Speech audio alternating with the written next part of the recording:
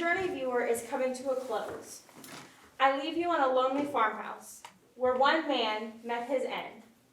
One woman finds herself tangled in an investigation, and two unlikely detectives discover that fate is not to be trifled with.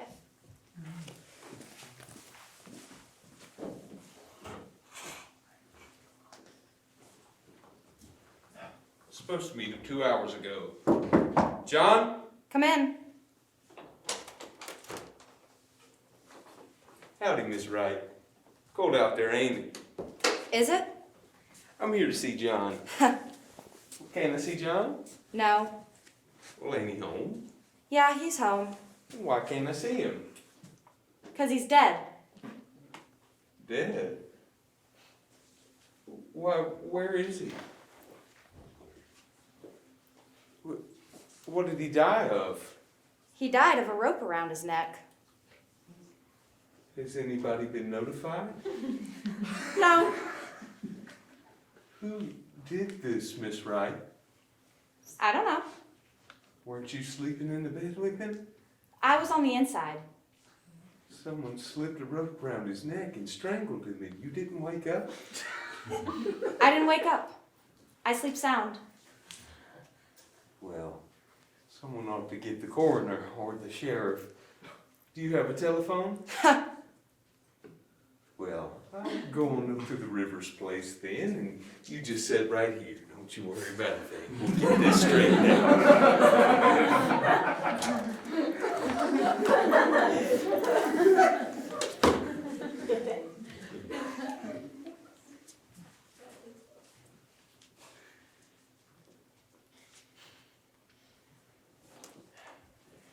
And I suppose that's all I know that you don't.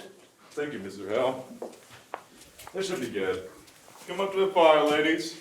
Oh, I'm not too cold. By the way, has anything been moved? Or things have you left in here yesterday? It's just the same. When it dropped below zero last night, I had Frank come out this morning to start a fire for us. No use getting pneumonia with a big case on. But I told him not to touch anything but the furnace. And you know Frank. Somebody should have been left here yesterday. Oh, yesterday. I had to send Frank to Morris Center for that man who went crazy yesterday. I had my hands full. Besides, I knew you could get back from Omaha by today, and as long as I went over everything myself... But are you certain that there wasn't anything important, anything to point out any sort of motive? Nothing here but kitchen things. Here's a nice mess. Oh, her fruit. It did freeze. She worried about that when it got so cold. She said the fire would go out and her jars would break. Well, can you believe the woman held for murder and worrying about her preserves?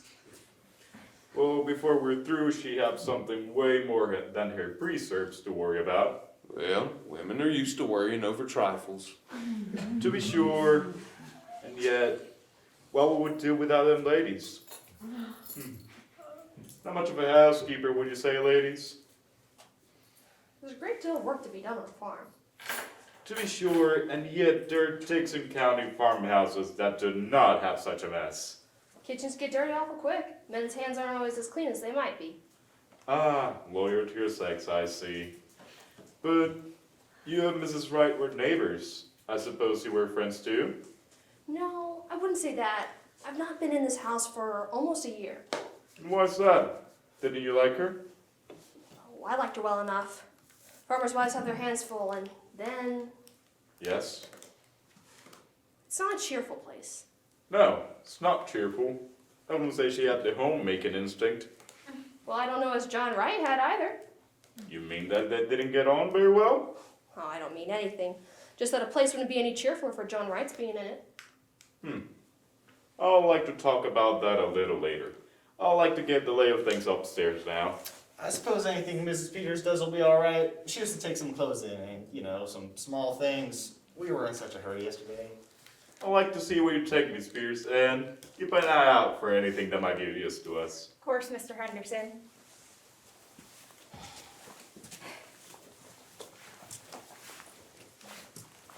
I'd hate to have men coming to my kitchen, snooping around and criticizing. Of course, it's no more than a duty. Duty's all right, but it's awful mean to criticize her for not having things sucked up when she had to come away in such a hurry. She had bread set. It's a shame about her fruit. I wonder if there's any left.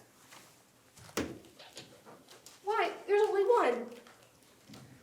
This is cherries, too. She'll feel awful sore about all her hard work last summer.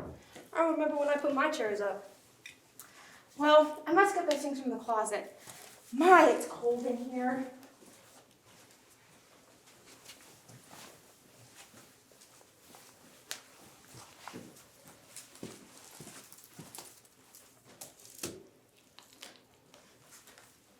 Right was close.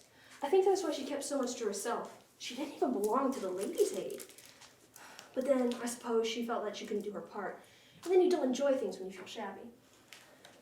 She used to be lively when she was Minnie Foster, a girl singing in a town choir, but that was 30 years ago? Is this all you was to take in? She said she wanted her apron. Funny thing to want, for there isn't much to get you dirty in jail, goodness knows. But I suppose, just to make her feel more natural. And she also said she wanted her shawl that always hung on the door. Here it is. Mrs. Peters, Yes, Miss Ham? do you think she did it? I don't know. Well, I don't think she did. Asking about her apron, her shawl, worrying about her fruit. Well, Mr. Peters says it's looking real bad for her. And Mr. Henderson is awful sarcastic in his speech, and he'll make fun of her saying she didn't wake up. John Wright didn't wake up when they were slipping that rope around his neck. No, that's what I don't get. They say it was awful clever the way it was done, rigging him up like that. Mr. Hale says there was a gun in the house. That's what he can't understand. Well, Mr. Henderson said that what the case needed was a motive. Something to show anger or sudden feeling. I don't see any signs of anger around here. It's wiped to there. I wonder how they're finding things upstairs. Seems awful sneaking, trying to get her own house to turn against her. But Miss Hale, the law is the law. Suppose it is. Better loosen up your things, Mrs. Peters. You won't feel it when you go out. She was piecing a quilt. Oh, it's a log cabin pattern. Pretty, isn't it? I wonder if she was going to quilt it or just knot it. They're wondering whether she was gonna quilt it or just knot it.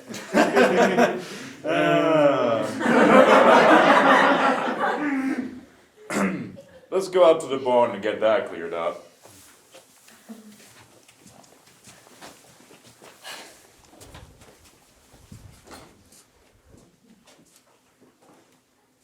I don't see as there's anything so strange. Our taking up our time with little things while they're trying to find some evidence.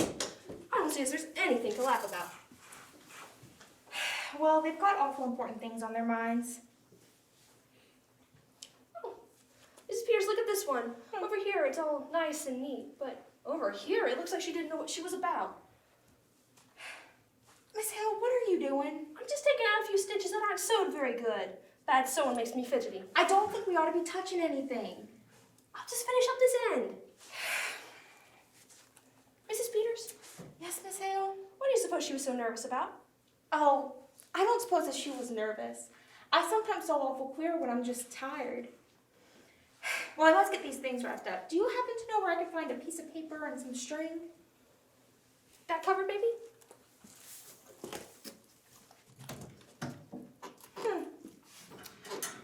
A bird cage. Did she have a bird, Miss Hale? I don't know. I've not been in here for so long. There was a man around here last year selling canaries cheap. Maybe she took one. Seems odd to think of a bird here. But she must have had one, otherwise why would she have had the cage? I wonder what happened to it. Suppose maybe the cat got it? No, she didn't have a cat. Had a bad feeling about them. Miss Hale, look at the door. One hinge is broke off. It looks as if someone must have been rough with it. Why, yes. I wish if they were going to find any evidence, they'd be about it. I don't like this place. Well, I'm awful glad you came with me, Miss Hale. It would be lonesome for me sitting here alone. It would, wouldn't it? But I tell you what I do wish, Mrs. Peters. I wish I'd come here when she was here. I wish I had. Well, you mustn't be so hard on yourself, Miss Hale. You were so busy yourself, what with your house and your children. I could have come. I stayed away because I weren't cheerful, and that's why I should have come. It's a lonesome place, and always was. Well, you mustn't rebuke yourself, Miss Hale. Somehow we don't see how it is with other folks until something comes up. Not having children makes for less work, but it makes for a quiet home. And right out to work all day, and no company when he did come in. Did you know John Wright, Mrs. Peters? Only what I saw of him in town. They say he was a good man. Yes, good. He didn't drink. He kept his word, I guess, and he paid his debts. But he was a hard man, like a raw wind that gets to the bone. I would think she would have wanted a bird. Tell you what, why don't you bring the quilting in? It might take up her mind. Oh, that's a real good idea, Miss Hale. Now, just what would I take? I wonder if her quilting things are in here. Her sewing things. There's some bread here. Oh, I wonder if this has her sewing things in it. Or maybe her scissors. There's something wrapped up in this piece of silk.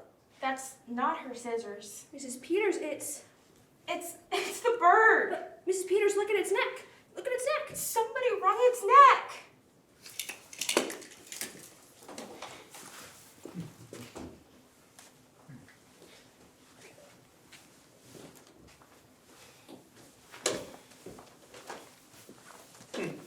Has the bird flown?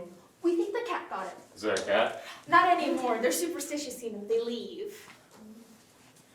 Anyways, no sign of anybody having come from the outside. The news made from their own rope. Let's go up again over piece by piece. It must have been somebody who just knew the right amount of rope needed. She liked the bird. She was going to bury it in that pretty box. When I was a girl, my kitten, there was a boy. He took a hatchet and before my eyes, before I could do anything, if they hadn't held me back, I would have hurt him. I wonder how it would seem never to have any children. No, Wright wouldn't like the bird, a thing that sang. She used to sing. He killed that too. We don't know who killed the bird. I knew John Wright. It was an awful thing that happened in this house that night. Killing a man while he slept, slipping a rope around his neck and choking the life out of him. His neck. Choked the life out of him. We don't know who killed him. We don't know. If there had been years and years of nothing, and then a bird to sing to you, it'd be awful still after the bird was still. Oh, I wish you had seen Minnie Foster when she wore that white dress with blue ribbons and stood up there in the choir. I wish I had come over here. That was a crime. That was a crime. Who's going to punish that? We mustn't take on. I might have known she needed help. I know how things can be for women. I tell you, it's strange, Mrs. Peters. We live close together, but we live far apart. We go through the same thing. It's just a different kind of the same thing. If I was you, I wouldn't tell her that her fruit was gone and take this in as proof. She may never have a chance to know whether it was broke or not. Well, wouldn't the men just laugh if they could hear us carrying on? Thinking something as simple as a dead canary could have anything to... Well, wouldn't they just laugh? Maybe they would. Maybe they wouldn't. Oh, Peters, it's all perfectly clear, except for a reason for doing it. But you know, juries when it comes to women. If there was a definite story, Oh, it's pretty cold out there. I've got the team around. gonna stay here by myself. Can you save Frank out for me, can't you? Want to go over everything myself. I'm not satisfied that we cannot do better. You want to see what Mrs. Peters is going to take in? Well, I suppose they're not very dangerous things, the ladies I picked out.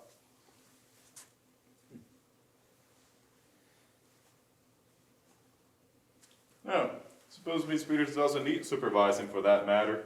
After all, a sheriff's wife is married to the law. Ever think of it that way, Miss Peters? Not just that way.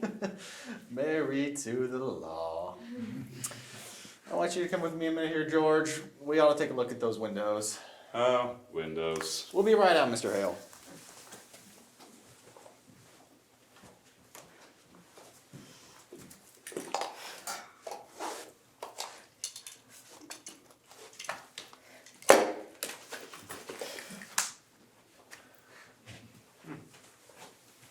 Well, ladies, have you decided whether she was gonna quote it, or what is it you call it? We call it not it, Mr. Henderson.